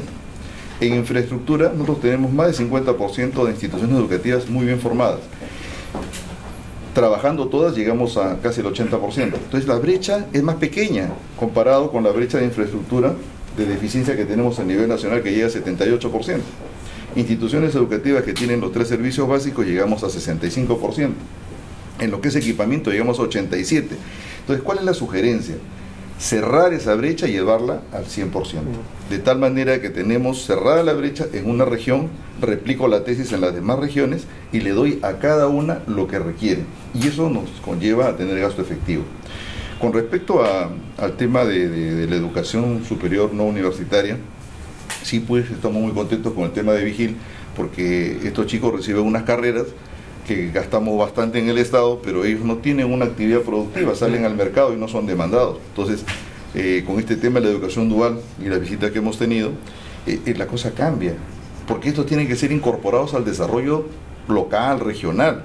Nosotros tenemos, por ejemplo, la zona franca de Tacna, que estamos trabajando para que se le dé interés nacional y se pueda captar inversión extranjera, para que estos chicos puedan, si yo voy a traer, por ejemplo, ensamblaje de autos Audis, tengo que tener técnicos que sepan ensamblar estos autos y que sepan darles el mantenimiento. Lo que hace Senati, porque Senati evalúa la demanda en el sector y sobre esa demanda comienza a formar a los estudiantes. Eso es muy bueno. Y para terminar con la educación universitaria, es un gran problema, señor ministro, porque el rector de la universidad prácticamente parece el Poder Judicial, Poder Ejecutivo, Poder Legislativo y Poder Universitario, ¿no? Porque ellos reciben un canon de la parte que nos llega, nosotros le damos un porcentaje del canon a la universidad, pero la universidad quiere estudiar lo que ellos quieren estudiar. Ellos tienen que incorporarse a la región, acercarse al país, a la región, a los gobiernos locales y decir, bueno, ¿cuál es la problemática que hay en esta región? Estoy en la cabecera del desierto de Atacama y no tengo agua, entonces tengo que ver la mejor estructura. Quiero ver agricultura, perfecto, tengo que hacer una ingeniería agraria que me lleve desde la producción hasta el término de la cadena productiva. Entonces, ¿quién debe hacer ese estudio? La universidad. ¿Quién debe fiscalizarlo? INACAL. ¿Quién debe acreditarlo? Los entes rectores nacionales dentro de la política nacional. Entonces, ahí sí, yo creo que usted tiene una gran labor para poder trabajar con las universidades y que ellos se acerquen y se incorporen al desarrollo del país. No lo hacen. Ellos también quieren construir un hospital, ellos también quieren construir otras infraestructuras, porque a los gobernantes les gusta construir y comprar. Es lo más fácil y los sistemas están así. Todos los intangibles y los programas sociales es muy difícil manejarlos, y sobre todo para obras por impuestos. La Contraloría me dice, yo te puedo cubrir las tablets, pero no te puedo cubrir la conformación del docente porque eso no tengo cómo medirlo. Oye, espero que ahora con el Contralor hemos conversado este tema y tiene que cambiarse ese chip para poder valorar el intangible, que es muy importante, e incorporar a todos, a toda la academia, para el desarrollo conjuntamente con el sector público y con el sector privado. Gracias. Exactamente. Señor Jorge Chávez. Bien. Con respecto a la educación superior, ya todos conocemos las dificultades que tenemos todavía como país. Creo que debemos enfocarnos en las oportunidades, ¿no? Uno de los temas que se menciona aquí, hay un 30% de la PA ocupada, digamos, que no tiene formación superior. Es una realidad que la tenemos como país, aparte de la calidad misma de la educación superior en sus diversos niveles, ¿no? Entonces, lo que tenemos como experiencia y una recomendación principal es cómo articular o trabajar en una articulación de las entidades o los institutos, CEDPROS, universidades, con las actividades productivas de la zona, pero más que eso también enfocarse en los corredores, porque hay un tema de migración intensa entre determinadas regiones y esos corredores económicos también son corredores humanos, ¿no? Entonces, al momento de hacer la estrategia, digamos, de generación de las carreras o los programas, tener en cuenta esa articulación que se genera entre regiones o entre provincias, ¿no? Para poder, digamos, tener mayor impacto, ¿no? Con la formación profesional técnica que se dé en la zona.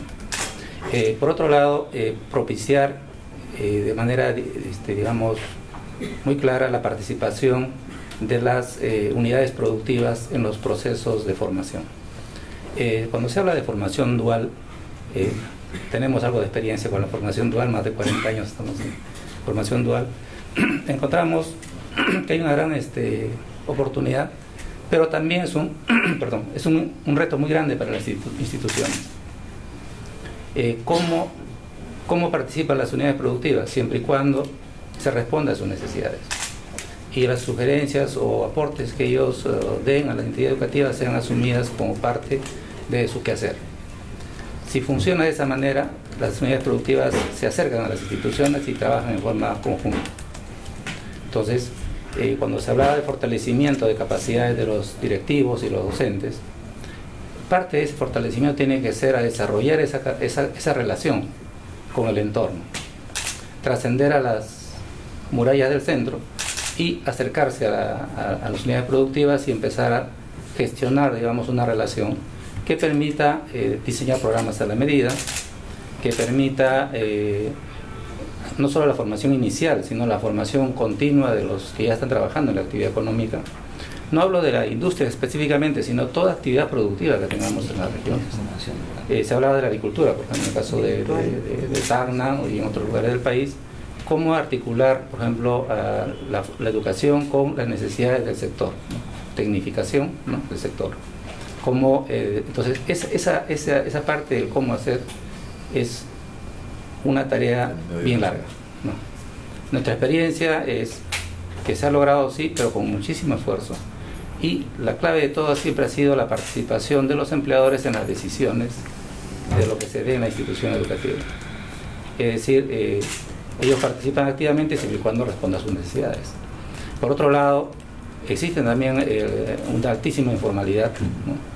Sabemos en el país, pero esa informalidad se puede ir mejorando, si es que se puede ir reduciendo, si es que se va tecnificando, se va capacitando a estas personas, y van conociendo mejor el mercado y van desarrollando nuevas capacidades que les permite ir creciendo, y al crecer tienen que formalizarse. Entonces nosotros hemos visto que el emprendimiento y el desarrollo de capacidades en las regiones es muy potente si es que la formación profesional acompaña esos procesos. Reduce la informalidad, mejora la calidad de los servicios, fortalece, digamos, las actividades productivas de la zona, y eso retroalimenta positivamente mayor empleo, ¿no? Y un empleo de mejor calidad. Entonces hay todo un trabajo que hacer ahí, de nuestra parte, de nuestra experiencia. Insisto en la articulación con el mundo del trabajo, la articulación de las empresas, las unidades productivas con las entidades educativas. Por otro lado, el tema del acceso a la educación técnica, acá es más un tema de cómo incentivamos a los jóvenes a apostar por la educación técnica en el país. Creo que todos los que trabajamos digamos, con las industrias o las empresas en general, sabemos que por cada 10 o 15 posiciones técnicas, ¿no? Se requiere una posición diferente. Entonces, sin embargo, nuestro sistema es casi al revés, ¿no? Entonces, necesitamos incentivar más, ¿no? Fortalecer más la educación técnica para que pueda, digamos, influir mayormente en el desarrollo de la zona. Entonces hay toda una tarea ahí de incentivar a los jóvenes, de difundir la bondad de la educación técnica, de darle mayor valor, ¿no? En SADI tenemos un reto ya de muchísimos años, tenemos 57 años interesando a los jóvenes, no teniendo buenos resultados, 94% de empleabilidad, eso va animando a los jóvenes a la educación técnica, pero eso no es la generalidad de la educación técnica en el Perú. Entonces nos interesa muchísimo seguir colaborando con el Ministerio, colaborando con los gobiernos regionales para el fortalecimiento de la educación técnica en las regiones, porque eso va a influir decididamente en el desarrollo de cada localidad. Gracias, señor Chávez. Marilu Martínez. Gracias. Bueno, la educación superior definitivamente es un reto grande que tenemos como país. Cerca de los 400.000 chicos que se gradúan al año, el 70% se inserta inmediatamente al mercado laboral y con una formación, no con la mejor formación que quisiéramos, ¿no? Entonces, sí tenemos que ver ese 30% que va a estudiar educación superior, del cual 70% va a universidad y 30% se va a educación tecnológica, poder fortalecerlos desde el colegio y darles una orientación para que puedan tener esta transitabilidad también en su formación profesional. Las economías más desarrolladas, ¿no?, tienen justamente los porcentajes invertidos a nosotros. Ellos tienen 70% que estudian educación tecnológica y 30% se va a la universitaria. Entonces ahí yo sí creo que hay que hacer un trabajo muy grande de poner en valor la educación tecnológica. Y no solo la tecnológica, la pedagógica también, ¿no? Hay que fortalecerla. Es muy importante todo este proceso que estamos viviendo de licenciamiento de las universidades, porque hoy día que puedo hablar más directamente con los rectores de las públicas, sobre todo, ya tienen esa mirada de calidad que antes no la tenían, ¿no? Actualizar planes de estudio que tenían 20, 30 años, ver realmente la gestión de una manera institucionalizada, no por facultades como islas. Creo que hay un gran avance en el tema de licenciamiento de universidades, y también felicitarlos por el licenciamiento de institutos, ¿no? Ese es otro gran avance que tenemos, poder también ver con esta mirada de calidad y el acceso a institutos. Lo de los CEPROS me parece también una cosa muy buena, un gran avance como país, haber finalmente limpiado la gestión de los CEPROS y haberlos puestos en el sistema, que estaban un poquito en la tierra de nadie. Es una cosa muy importante para el desarrollo de nuestros jóvenes, ¿no? Y adultos que también van a los CEPROS. La educación dual yo creo que es muy potente, es muy importante, y la mejor muestra de ellas es Alemania, ¿no? Pero ahí yo creo que también hay un tema cultural que no va a ser fácil que nosotros podamos desarrollar en el corto, mediano plazo en el país. Por lo que sí creo que estos institutos de excelencia van a ser realmente esos espacios donde los estudiantes puedan desarrollar las competencias técnicas, no solamente en teoría, sino también haciendo, ¿no?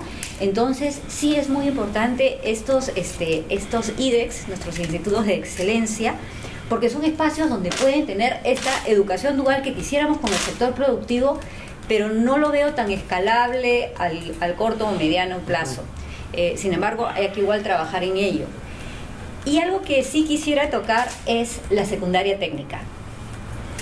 Yo creo que en la antigua ley de educación habían estas modalidades de educación secundaria técnica y la humanística, ¿no? Con la nueva ley de educación un poco todo se entró a la educación básica y perdimos la fuerza, no la posibilidad de que los estudiantes en secundaria, creo que hay 1.640 instituciones de educación técnica, secundaria técnica, poder realmente darle el valor a esa mención en el diploma de los estudiantes, y que eso tenga la transitabilidad que queremos para los institutos tecnológicos, ¿no? Entonces sí sería, y ese es un pedido muy importante, poder sacar la secundaria técnica dentro de la educación básica.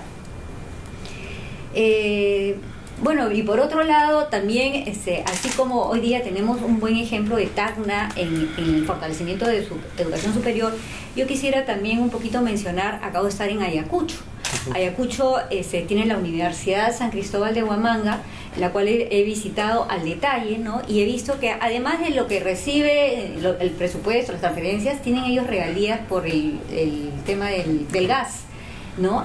Y lo implementan muy bien. O sea, me he quedado gratamente sorprendida del desarrollo de investigación que están haciendo en sus laboratorios. Y también la autonomía que tienen sus institutos tecnológicos, ¿no? Les están dando una autonomía mayor a la que están dando en todos los países, y donde se ven los resultados realmente de poder empoderar a los gestores, al director del instituto, ¿no? Y poder impulsar la educación dentro de la región. Gracias, Marilu. Edith Anagua. Sí. El PPR 147 ahora ha cobrado vigencia en este año. Hay un presupuesto destinado para poder trabajar, y algo muy importante a lo que se ha destinado es hacer un diagnóstico, un levantamiento de la información en lo que es educación tecnológica, ¿no? Y es muy importante este levantamiento de la información, porque va a ayudar a la región a focalizar qué carreras son las que se deben priorizar, ¿no? Entonces, muy importante que existe este levantamiento. Lo otro que sí hace falta es la formación docente de los profesionales que están trabajando dentro de los tecnológicos. Porque si bien es cierto, se va a dar el presupuesto, pero se tiene que dar un presupuesto en donde también se invierta en docentes competentes que manejen estas maquinarias de última tecnología para que puedan estar trabajando con los estudiantes, ¿no? Lo otro que es importante es también ese ordenamiento a nivel del interior de los mismos tecnológicos. Cada carrera tiene su propio laboratorio. Por ejemplo, el laboratorio de suelo, que muy bien podría servir para agronomía, para la parte de las construcciones, etcétera, pero es suficiente uno, porque cada carrera va a tener su propio laboratorio. Entonces, una mirada inclusive al interior de cómo se está manejando haría que lo que se requiera en tecnología pues sea en lo que se invierta, ¿no? Eso es muy importante. Lo otro es que se vea ese trabajo de las carreras como un sistema en donde se haga investigación, un sistema en donde se conozcan las necesidades del territorio, inclusive más allá del mismo territorio. Por ejemplo, nosotros estamos, por ser zona de frontera, pues podemos tener esos convenios con Arica, que posibilitan que se armen las investigaciones en conjunto. Si existe necesidad de agua, tenemos la misma necesidad. Lo mismo ocurre con las otras regiones aledañas. Entonces, conociendo el territorio, con un enfoque de territorio, con las mismas necesidades, pues vamos a hacer mucho más fructífero el presupuesto asignado para estos territorios, ¿no? Y con esa mirada de desarrollo territorial, descentralizado. Entonces, muchas veces las políticas necesitan tener esa mirada de enfoque territorial. Muchas gracias. Señor Ministro, para estar bien con el tiempo por ocupación, tiene 10 minutos y después ya no creo que alcancemos la ronda 3, pero sí sería importante recoger las reflexiones que ha originado esta mesa, que va a estar a cargo de Carlos Paredes. Señor Ministro. Gracias. Creo que hay algo que recuerdo dentro de todo lo que hemos hablado, que es algo que salió incluso con bastante incidencia en el último CADE educativo, ¿no? Que es la posibilidad de que la mejora de la calidad educativa se geste en la autonomía de las instituciones educativas. Creo que la autonomía es un espacio clave para no solo gestionar la mejora de la calidad educativa, sino para que ésta perdure en el tiempo, es decir, para generar una cultura de la mejora continua. Y ahí todos estamos de acuerdo. El tema es que no solo basta darles autonomía, sino que también darle las condiciones para poder sacar adelante esa autonomía. Porque claro, puedo dar la autonomía, pero en condiciones precarias poco pueden hacer, ¿no? Y seguro que más van a ser los conflictos alrededor de la precariedad, ¿no? Que siempre surgen. Entonces tiene que estar acompañado, ¿no? Tenemos que acompañar el mejoramiento de las condiciones de infraestructura, de gestión institucional, de modernización de los programas de estudios, ¿no? Con autonomía. Y eso es algo que se da en el tiempo, pero con convicción de que no podemos retroceder en ese proceso. Y ahí quiero hacer mención a la reforma universitaria, ¿no? La reforma universitaria empieza muy cuestionada justamente por eso, ese era el punto neurálgico, ¿Puede la rectoría del ministerio y las autonomías de la universidad convivir para mejorar la calidad educativa? Había mucha opinión a favor y en contra de esa idea en ese momento, y la única opinión a favor era precisamente porque las universidades tenían muy mala calidad, por este incremento que dio el decreto legislativo 822 en los 90, ¿no? Un incremento de universidades, no necesariamente todas en las mejores calidades. Entonces, en esa reflexión nosotros hacemos ahora una evaluación, ¿no? 4 años después de la reforma universitaria, ¿qué pasó? Y lo puntual es que lo que ha pasado es más de 800 millones de soles que el gobierno nacional ha destinado a las universidades públicas, y que las universidades públicas lo han destinado a mejorar la calidad educativa. Nosotros tenemos ahorita de las 146 universidades, básicamente 50 son públicas, 90 privadas. De las 50 públicas, el 30% ya se licenció, ¿no? 2/3 partes son privadas que también se han licenciado. Llevamos 52 universidades licenciadas dentro de las 146, y este proceso, que va a culminar en julio del próximo año, dará luces pues a más licenciadas que están haciendo sus mejoras en este momento, y también dará luces a cierres de universidades que no cumplen con el estándar, ¿no? Entonces, esta reflexión nos hace fuertes para pensar cómo miramos los otros tipos de educación superior. Y ahí tenemos 3 tipos de educación. La tecnológica, como bien dice la exministra Marilú, tenemos que ver la pedagógica, que es otra parte importante, ¿no? Y hay una última, que por ser última, otra vez no es menos importante, es la artística, ¿no? Tenemos estas 4 modalidades a las cuales les llamamos reforma entonces de la educación superior. Ahora tenemos que valorar este crecimiento de la universitaria para ver estas 2, ¿no? Primero, algo que está muy en el argot del día a día, le llamamos las no universitarias. Yo cuando estaba en la superior tecnológica me molestaba, pero no me gustaba que me definen por negación, ¿no? Entonces, pero es un argot, es muy común, ¿no? Incluso las estadísticas del INEI están de esa forma, ¿no? Entonces, poco a poco tenemos que comenzar a darle más espacio a la tecnológica, que incluso es distinta a la técnico-productiva, ¿no? La técnico-productiva, esta modalidad de los CETPROS, que tiene la gran bondad de permitir que gente que no ha terminado la secundaria puede insertarse en un CETPRO y pueda aprender competencias específicas para la empleabilidad. Pero una vez que acaba la secundaria ya ingresa a la superior, y esa es la tecnológica, que ya lo hemos discutido bastante, y que en los licenciamientos entonces de la superior tecnológica, que ha aprendido mucho de la universitaria, está logrando grandes avances, ¿no? Por ejemplo, ya tenemos 19 institutos licenciados a 6 meses de haber iniciado la publicación del reglamento, un poco más, ¿no? Ya estamos en 9 meses de haber iniciado el proceso de licenciamiento, ¿no? Pero tener 9 institutos licenciados, y que esos institutos licenciados, si bien representan el 5% del total de institutos, el 3% del total de institutos llega al 12% de matrícula. Es decir, han venido a licenciarse los más capaces y los que tienen mayor cobertura. Entonces creo que así también el sistema va reconociendo estas mejoras en calidad y va también coberturando en condiciones básicas de calidad a los estudiantes. Y las públicas, como hemos visto, las tecnológicas de excelencia, los institutos tecnológicos de excelencia van a hacer ese cambio en el corto plazo. Y ahí tenemos que ver la implementación de la dualidad, que también nos parece un sistema muy bondadoso para compartir experiencia, conocimientos y práctica, ¿no? Pero que también amerita una madurez de nuestro sector empresarial, porque ellos tienen que comprometerse con la formación de los estudiantes. No es simplemente voy a recibir practicantes, no, voy a ser un formador de sus competencias. Entonces ahí es también donde hago un llamado en este medio, que también llega tanto a los empresarios, de que esa es la forma como se pueden comprometer con la educación, abriendo sus espacios para poder formar los técnicos que ellos necesitan, pero que más de lo que ellos necesitan, el país necesita, ¿no? Entonces ese es el punto neurálgico de por qué la dualidad no se puede expandir, porque todos los institutos lo hemos discutido mucho, con Senati, que tiene gran experiencia en el tema, ¿no? Con los privados que también quieren desarrollar esta modalidad, y por supuesto con los de excelencia. Y siempre el principal cuello de botella es la apertura de la empresa privada para poder generar las condiciones necesarias para que se dé esta experiencia de formación.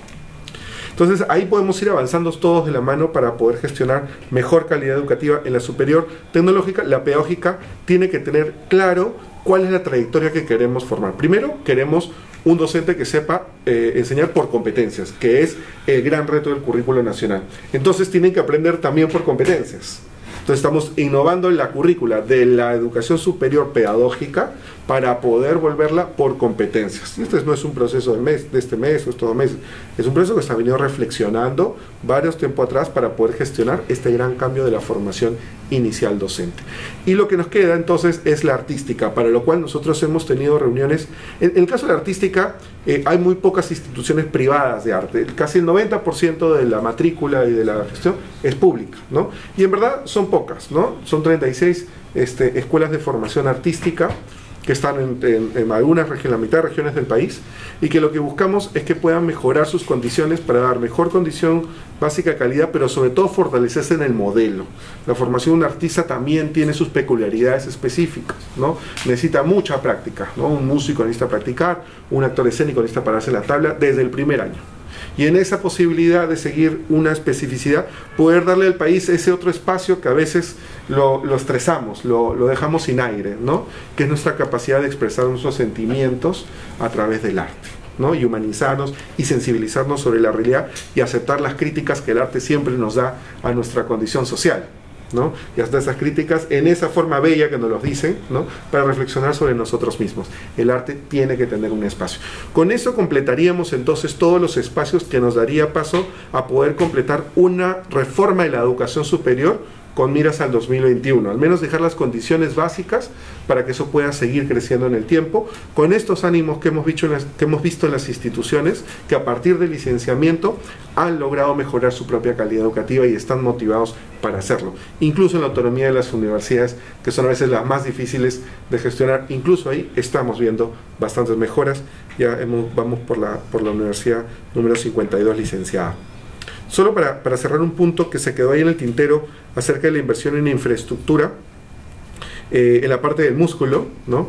Este año y el próximo año, este año estamos planificando que el próximo año la inversión en infraestructura se incremente en un 70%, ¿no? ¿Y cómo vamos a lograr que se incremente en el 70%? No solo es aumentando el dinero, porque después no lo puedes gastar, sino es teniendo las capacidades para poder gastar ese dinero. Y ahí viene lo que el gobernador regional dice, cómo mejoramos las competencias en nuestros gobiernos regionales y locales para poder cerrar esa brecha de manera eficiente, ¿no? Y eso pasa porque no haya borrón y cuenta nueva en las próximas elecciones. Se tiene que dejar los aprendizajes muy claros para que los siguientes gobernadores puedan continuar. Y de eso se va a preocupar el ministerio. ¿Y cómo lo va a hacer? Nosotros tenemos un plan nacional de infraestructura educativa. Este plan de las 60.000 locales educativos abarca 43.000, ¿no? Y los diagnostifica, ¿no? Dice cuánto le falta de infraestructura en dinero y en cantidad. Entonces, a partir de eso, nosotros hemos construido, se ha construido incluso gestiones pasadas, un algoritmo que permite generar la prioridad para poder iniciar ese proceso de cierre de brecha desde las que son más precarias por riesgo, eficiencia y equidad, ¿no? Hasta las menos priorizables.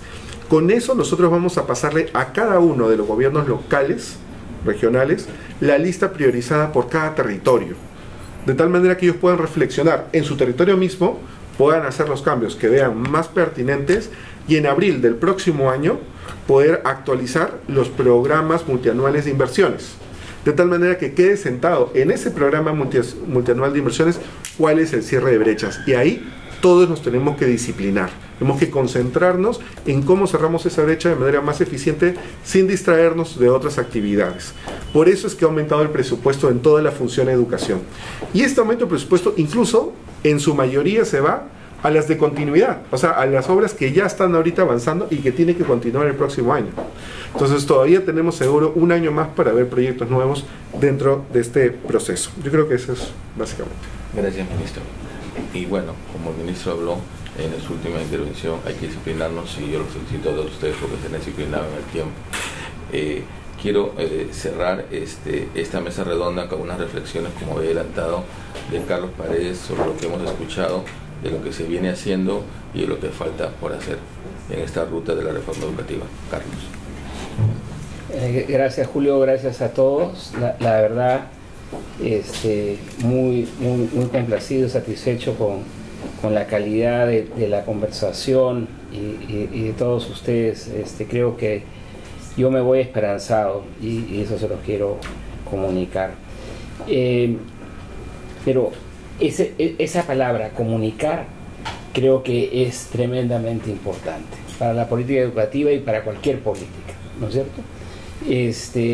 Y creo que si el país y los contribuyentes estamos haciendo un esfuerzo, tal vez no suficiente, en bancar la mejora de nuestra educación, tiene que haber una transmisión clara a aquellos que financiamos, qué es lo que se está haciendo, y porque eso le da sostenibilidad. ¿Qué es lo bueno que se está haciendo, ¿no es cierto? Entonces, ahí creo que es crucial. Hemos tenido algunos gobiernos que han sido muy malos comunicando sus esfuerzos, y creo que ustedes tienen una tremenda oportunidad porque tienen mucho material para comunicar de lo bueno que se está haciendo, por qué se está haciendo, ¿no? El cómo. Y también creo que es bueno decir, oye, encontramos estos problemas y todavía persisten estos problemas, porque no todo es un jardín de rosas. O sea, hay este ejemplo que no es anecdótico, dramático, de un colegio, un alumno, ¿no? Un lector, que creo que nos muestra, hay que partir de comunicar y compartir dónde estamos y a dónde queremos ir, ¿no? Y cómo vamos a llegar a eso, tal vez un aspecto importante, además del presupuesto por resultados, es todo este esfuerzo de gestión por resultados que empezó a hacerse en el gobierno anterior y que creo que debería estar en la agenda de muchos ministerios, de muchos gobiernos, un tema sostenido ahí. El tema, yo creo, uno de los dramas que vemos como país es cada 4 años se cambian todos los gobiernos regionales y cambian todos los actores, ¿no es cierto? Y esto le da una alta inestabilidad al quehacer de políticas públicas a nivel subnacional, donde se gasta cerca del 70% del gasto capital público. Entonces, ahí creo que en esa tarea de comunicación también el Ministerio tiene un rol que jugar, de decir, oye, esto ha funcionado muy bien en estas regiones, ¿no es cierto? Y qué cosas no han funcionado, tal vez no buscando culpables, pero sí diciendo qué ha funcionado y qué no ha funcionado, y acompañar a los nuevos. Creo que tienen un reto enorme. En poco tiempo sabremos quiénes pasan a la segunda vuelta en la mayor parte de los, ¿no? Supongo que tendremos muchas segundas vueltas a nivel regional, y acompañarlos en ese proceso, y que no sea disruptiva en materia de educación este nuevo cambio a nivel subnacional. También se ha hablado mucho del tema de tecnología, y hay unas enormes posibilidades por estas TICs y lo que estamos haciendo como país en el esfuerzo de digitalizarnos, ¿no es cierto? La red dorsal, etcétera. Todavía estamos con grandes déficits, pero creo que sería importante plantear esa agenda futuro, porque el futuro ya está aquí, ya lo hemos visto. Hemos tenido el CADE digital el primer CADE digital hace poco, y que hay enormes oportunidades para el sector educación, para el sector salud, teleeducación, telesalud. Si los docentes son lo más importante, como ustedes han dicho, y crear una masa enorme de docentes toma mucho tiempo, usar la tecnología para llevar a esos buenos docentes a muchas áreas creo que es un tremendo reto.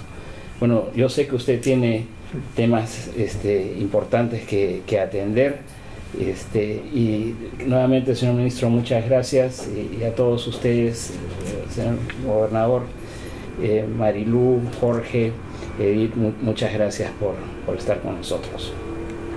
Okay. Muchas gracias. No, gracias a ustedes. Gracias. Gracias, ministro. Gracias.